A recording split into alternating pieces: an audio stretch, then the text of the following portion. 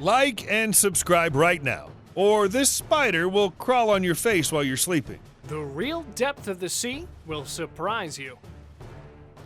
We've all looked at a globe or walked on a beach and wondered, how deep is the ocean? The real depth of the world's oceans might surprise you. Believe it or not, the average depth of the ocean is 3.5 kilometers, which is 12,100 feet or 1.7 miles. That's very deep indeed. However, the oceans are so deep that the depth is divided into zones. From surface to 200 meters is called the littoral zone. And while most people will never go any deeper than the littoral zone, most of the ocean is actually deep sea, or deeper than 200 meters. Any ocean depth between 200 meters and 3 kilometers falls within the Bathyal zone. But that's not the deepest. Everything between the depths of 3 to 6 kilometers is called the abyssal zone. This is where sunlight no longer reaches and there's only darkness. Still, believe it or not, this is not the deepest zone. There's one more zone, the Hadal zone. Named after the Greek god and name of the underworld, Hades, brother of Zeus, god of the skies, and Poseidon, god of the seas. Any parts of the ocean deeper than 6 kilometers are known as the Hadal zone. Today, the term Hades is associated with a sense of evil or dark meaning. In mythology, Hades wasn't evil, he was stringent. He would forbid any inhabitants of his realm from ever leaving. Once in the underworld, one was condemned to remain forever. Similarly, those life forms that thrive deep in the Hadal zone cannot thrive in any other environments. The depths of the Hadal trenches have been mapped using bomb sounding techniques. Yep, that's exactly what it sounds like too. Oh, no pun intended. TNT explosives are dropped, and the resulting waves rebounding from the seafloor back up to instruments on the surface are then recorded and used to compute and measure distance.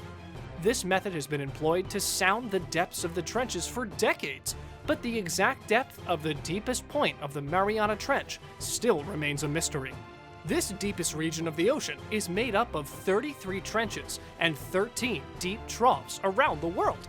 Combined, they represent 46 Hadal habitats. The average depth of the trenches is 8.2 kilometers.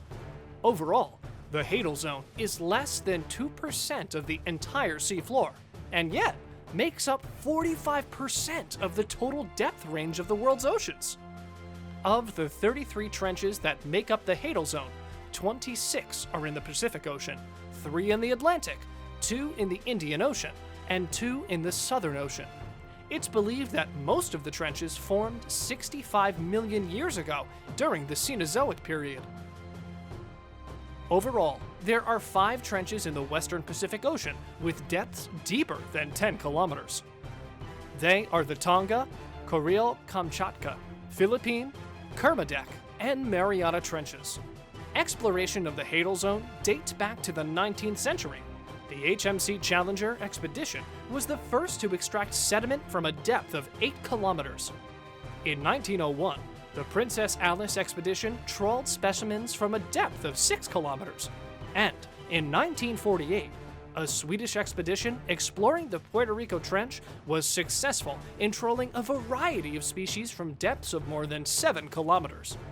This was the first time that life was confirmed below 6 kilometers. And in 1956, famed ocean explorer Jacques Cousteau was the first to capture photographs from the Hadal zone off the Romanche Trough in the Atlantic Ocean.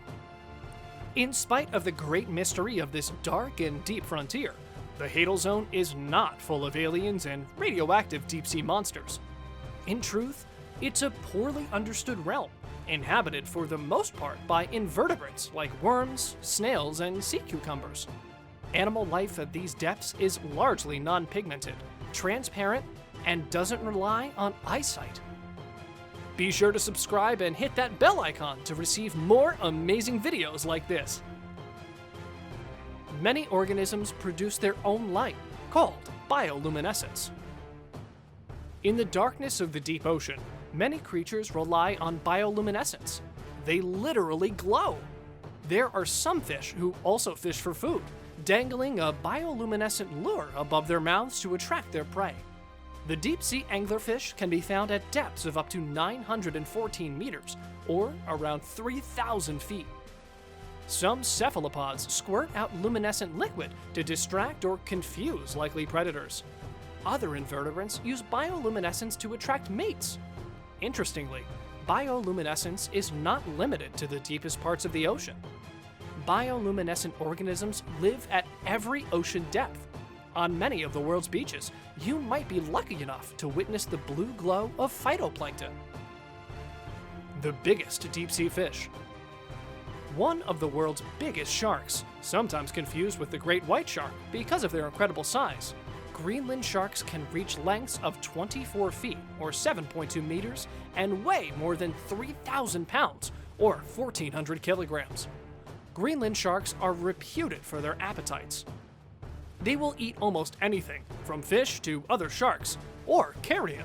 Surprisingly, they've also been found to feed on land animals. Polar bear, reindeer, and moose have all been found in the stomachs of Greenland sharks. Rarely seen in nature, it wasn't until 1995 that researchers were able to photograph a specimen in the wild. Video footage was finally captured in 2003 of a Greenland shark swimming in its deep-sea habitat. They're found between the surface and the Bathyal zone at depths of up to 2.2 kilometers, around 7,200 feet beneath the surface. The Greenland shark is also the longest-lived vertebrate on the planet, a new study suggests.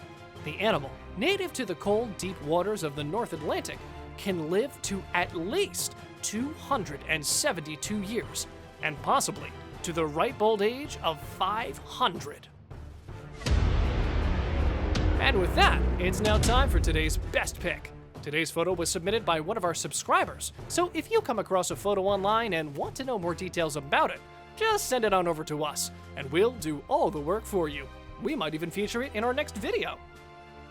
This subscriber pic shows a close encounter of a deep-sea kind.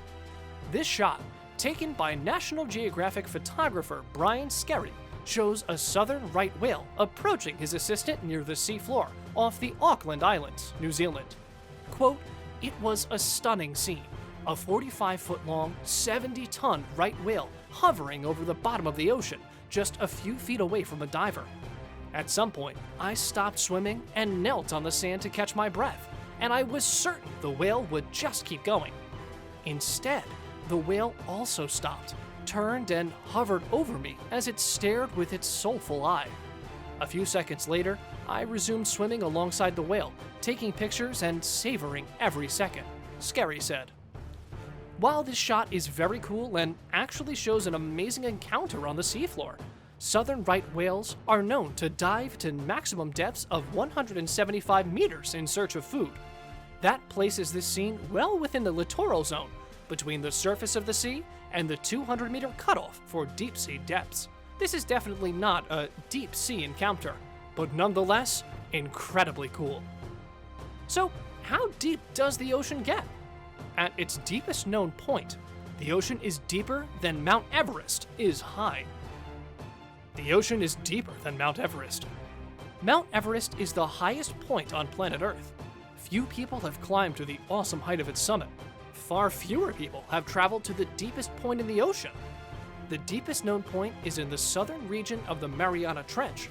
This area is called Challenger Deep. Challenger Deep is located in the western Pacific Ocean at the southern end of the Mariana Trench.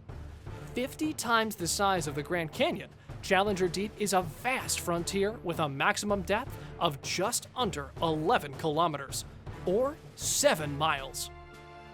Only 3 people have ever visited the depths of Challenger Deep. Film director James Cameron descended to a record depth of 35,756 feet in 2012.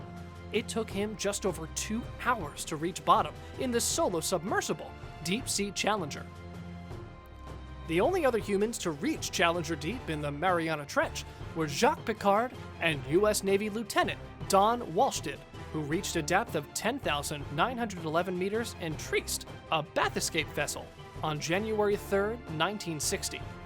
The ocean remains one of the greatest frontiers. So much remains to be discovered. To date, we've mapped more of the surface of Mars than Earth's deepest ocean floor. According to NASA, less than 15% of the ocean's depths have been surveyed. Traditional techniques are very time-consuming and come at great expense. But there's good news.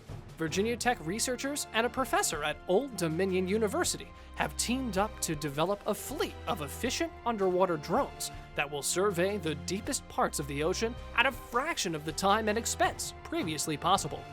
Perhaps someday, when the deep sea floor is mapped, the location of all those treasure chests may finally be revealed. Finding a pirate's treasure has been the fantasy of many seagoers for centuries. Did you know the ocean's actually full of precious treasure? Before we reveal what the treasure is and where to find it, be sure to subscribe and hit the bell icon to receive more amazing videos like this one. That's right, the ocean is full of gold. It's estimated that there may be 20 million tons of gold dispersed throughout the oceans. To put that in perspective, there are just 5 tons of gold in Fort Knox with a value of $236.5 billion. The gold in the ocean, however, is largely diluted in the water itself and widely dispersed at only a few parts per trillion. Together with the gold in the seafloor, there's enough gold in the oceans to give every person on the planet 9 pounds of gold. In June of 2020, that much gold is worth $225,000. How deep is the ocean? Simply put, deep. And it's filled with many wonders and mysteries. Perhaps someday, we'll learn just what the depths have to teach us. Thanks for watching. Be sure to subscribe if you haven't already, and let us know what other mysteries you'd like to learn about next in the comments below.